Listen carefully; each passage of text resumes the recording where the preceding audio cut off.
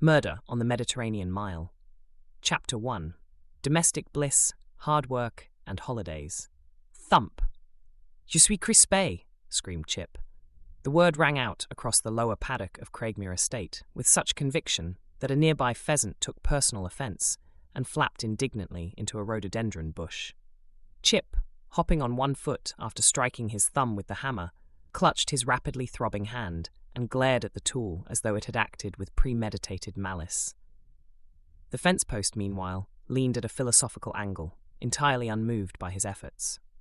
At that moment, the head gardener, Angus McPhee, a man whose moustache had its own authority, appeared at the gate, surveyed the scene with deep agricultural disappointment, and said, "I did tell ye, Mr. Chipp, a cordless screwdriver and a screw would have done the job." Chipp, still sucking his thumb, muttered, "Hindsight's a marvellous tool. Shame it doesn't fit my toolbox." "Je suis crispé," he muttered, preferring pain to Angus's smugness. "Aye, Mr. Chipp, how many times have I told you? Modern tools are quicker and safer. Ye cannae say I haven't warned ye." "Ha ha, don't worry, Angus. Your accent sometimes throws me. It's a learning curve." McPhee, who preferred his full title of head gardener but tolerated Angus, in the same way one tolerates midges, slowly twisted the ends of his moustache until they pointed accusingly at Chipp. "Aye," he intoned, "you learn in circles, Mr. Chipp, always landing on your thumb." "I start in Florida, end up in the Highlands," Chipp grinned. "Aye," Angus folded his arms. "Keep that up, you'll only explore the space between common sense and whatever planet you're on." "Fine, Angus, you do it. I'm off to have tea with Lady Helen." "Aye. Use a spoon, not fingers. No more plasters. That's health advice." Chipp fixed Angus with a look. "I'm the Laird of Craegmuir. I demand humility and respect." Chipp knew he was being high-handed, and he also knew that in Scotland, a laird wasn't a title you acquired through marriage, like lord or lady might be over the border. It was simply a description, an acknowledgement of land ownership, nothing more, nothing less. Lady Helen owned Craegmuir estate, therefore she was the laird. Chipp, by contrast, was merely the man who had somehow, through charm, confusion, or clerical oversight, managed to marry her. Ownership, as Angus had already pointed out on no fewer than 7 occasions, remained stubbornly separate from matrimony. Still, Chipp relished every chance to introduce himself as Laird Chipp of Craegmuir, preferably with a dramatic pause. "You're not the laird, Mr. Chipp," said Angus for the 43rd time this week. "I'm married to one," Chipp shrugged, surrendering the argument but pocketing the punchline. "Aye," Angus retorted. "I'm wed to my telly. BBC's still not phoning for opinions." Chipp, determined not to show he had lost the debate, threw his hammer to the ground in frustration and marched off toward what he thought was the house entrance, eyes fixed directly ahead. Not watching where he was going, he failed to notice the bog just beyond the fence and, mid-stride, disappeared into its depths with an audible splash. Angus sighed, trudged over, and hauled him out with the weary efficiency of a man who had seen this sort of thing before. "Mr. Chipp, Craegmuir House is the opposite way," Angus pointed. "Exactly," said Chipp, brushing off bog water, taking the scenic route. He shuffled toward the house, cold, drenched, radiating eau de fox and sheep catastrophe. As he crept into the scullery, hoping to dodge Lady Helen, the universe conspired against him. The floor was slick from his wet boots, and with his dignity barely intact, he entered as quietly as possible. Naturally, he slipped. Of course he did. He skidded uncontrollably across the tiles, arms pinwheeling as he tried, and failed, to regain his balance. His slide ended abruptly as he collided with Lady Helen, nearly knocking her over. A moment passed, seemingly feeling like hours. Lady Helen looked down at him with aristocratic calm. "We've only been married a few weeks," she observed coolly, "and already you've done yourself in." Chipp, flat on his back, blinked up at her. "On my bucket list," he deadpanned. "Top 5, right after tripping over the Labradors." Lady Helen let that pass. Behind them, the mop toppled over, staging its own comic surrender. "Even the mop gives up," Lady Helen noted, so serenely the chaos almost applauded her. Her eyes dropped to his hand. "What's happened to your thumb?" "An accident," Chipp said quickly. "I was holding a screw to drill into the broken fence when the post slipped and fell onto my thumb." Lady Helen raised an eyebrow. "That's not what Angus said. He told me you hit your thumb with a hammer after he recommended a screwdriver. Chipp blinked. How did Angus get here before I did? Angus walked straight here. You, Michael, tried to hide and only came in when you thought it was safe. That's why he won. Should have listened, but it's hard to take orders from a man in a skirt. Lady Helen's expression froze. Angus wears a kilt. A pause. The mop shuddered again, voting, Wally. Lady Helen sniffed the air. Michael, you stink. Are you practicing for best in show with the Labradors, or just perfecting eau de sheep? Out, one of the gardeners will hose you down. Not in my house! Lady Helen snapped. Chipp stomped out, boots squelching, shoulders hunched, a sodden, disgraced penguin escaping the stage. Child, thought Lady Helen, watching Chipp squelch away, head down like a told-off schoolboy. 5 minutes later, screams echoed from the milking parlour as a jet of freezing cold water hit Chipp full in the chest and shoulders. Lady Helen, hearing his yelps from inside, smiled to herself, satisfied that Angus's lesson on listening to good advice was being taught thoroughly. Moments later, Chipp shuffled back in. He stood at the door in clean farm clothing, his well-worn boots freshly scrubbed and his shirt neatly pressed despite his dishevelled appearance. Freshened up? Lady Helen smiled. We'll spray growth hormone. It'll take a week. Not funny. Cold water shrinks everything. Hairdryer, stat. I'll recover. Yes, Lady Helen said, and that will still be a disappointment. Chipp felt upset. He was trying. The trouble was, everyone could see him trying. Failure is the first step to trying, he muttered. Failure is the first step to trying, he muttered. Lady Helen shot back. Trying is the first step toward failure. Have you finished?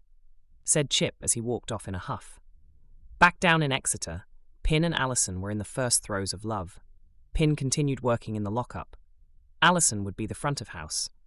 Whoopee, this is great, she said as she cleaned the window, making sure the items displayed had maximum impact as people walked by. Alison was now designated as the sales executive. There was a time when that would mean a shop assistant, but this was the 90s, and life had moved on.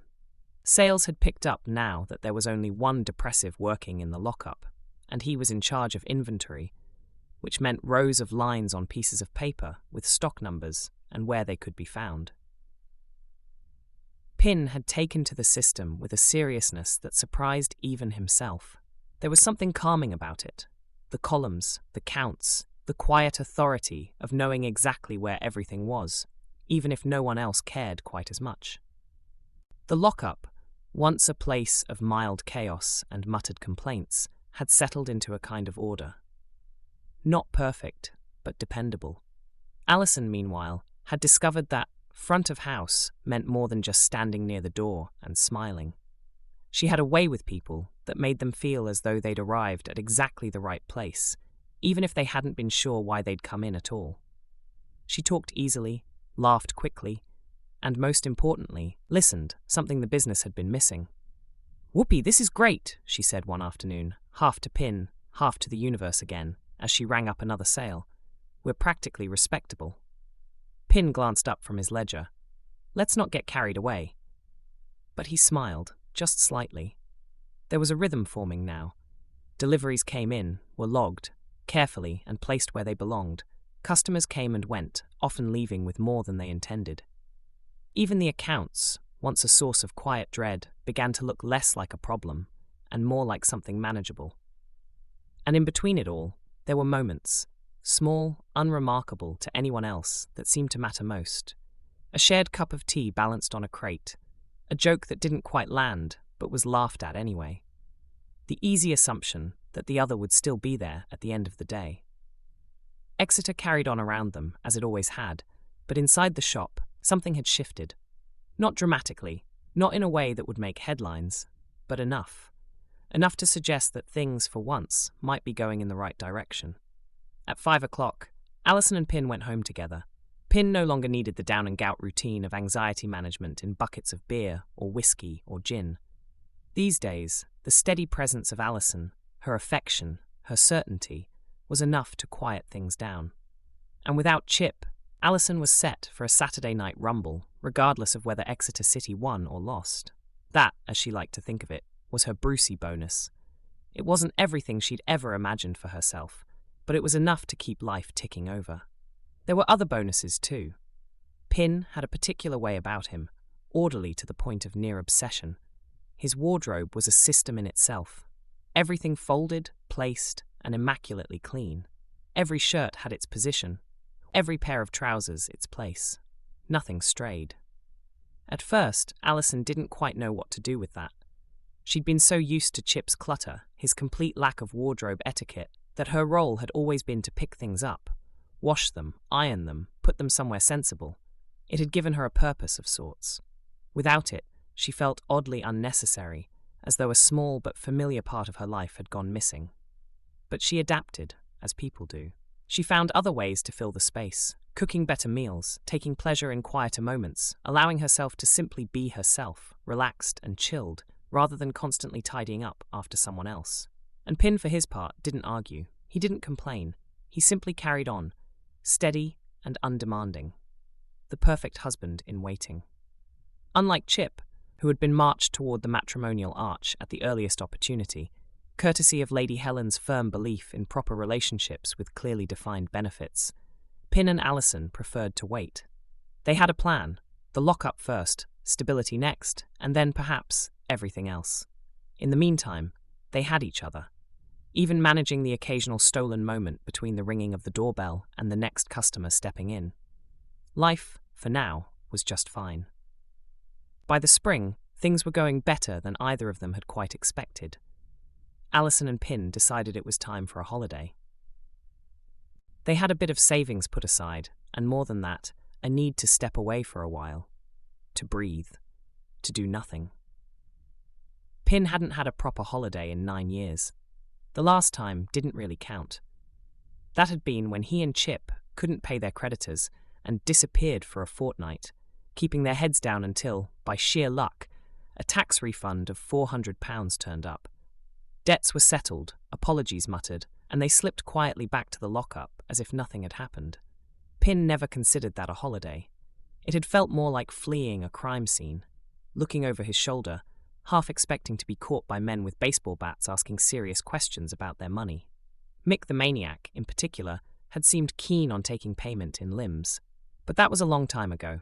Now the plan was simpler. They wanted 3 things. Sun, sangria, souvenirs.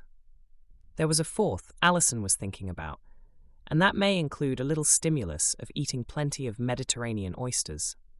Nothing more complicated than deciding where to sit and what to drink, and what they did when they lay down. A proper holiday.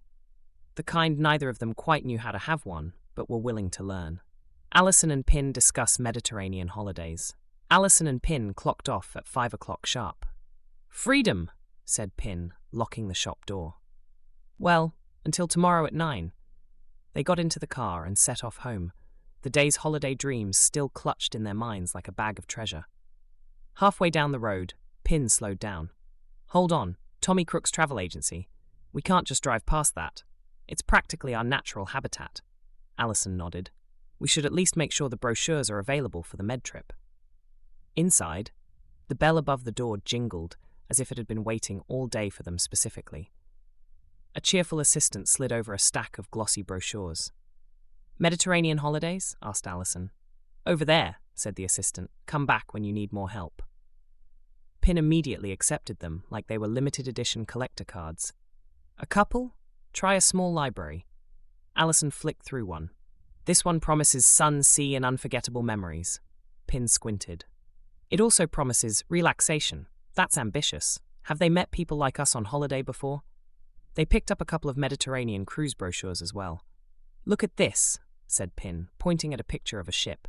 "Floating hotel, with food, and more food, and possibly even more food after that." Alison nodded thoughtfully. "So basically, a restaurant that occasionally moves," Pinn added. "And the best part is you only unpack once." Alison raised an eyebrow. "Knowing me, I'd still manage to unpack 3 times just to find something I packed originally." They headed back to the car, arms full of brochures. Pinn sighed happily. "We've gone in for one brochure and come out with enough paper to start planning a small invasion of Monaco." Alison smiled. "At least if we get lost, we can just follow the pictures back to Greece." "And if we can't decide where to go," said Pinn, starting the engine. "We'll just book everything and hope for the best." Alison leaned back in her seat. "That's not a holiday plan. That's chaos with sunshine," Pinn grinned. "Exactly, the best kind." At home, they looked through the brochures. "Look at these Mediterranean holidays," said Alison. "Sunshine, beaches, and crystal clear water." "I can't remember what sunshine looks like anymore," Pinn laughed. "I think it's that bright thing hidden behind the clouds." Alison pointed to a picture of Greece. "These islands look beautiful." "They do," said Pinn. "But have you considered a Mediterranean cruise?" "A cruise?" asked Alison. "Yes. Instead of choosing one destination, you can visit several. It's basically a holiday for people who can't make decisions." Alison smiled. "That sounds perfect for me.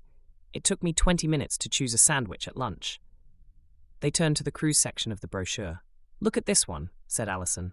"Barcelona, Rome, Athens, and Santorini." "Excellent," said Pinn. "You can admire ancient history all day and then spend the evening wondering why you bought so many souvenirs."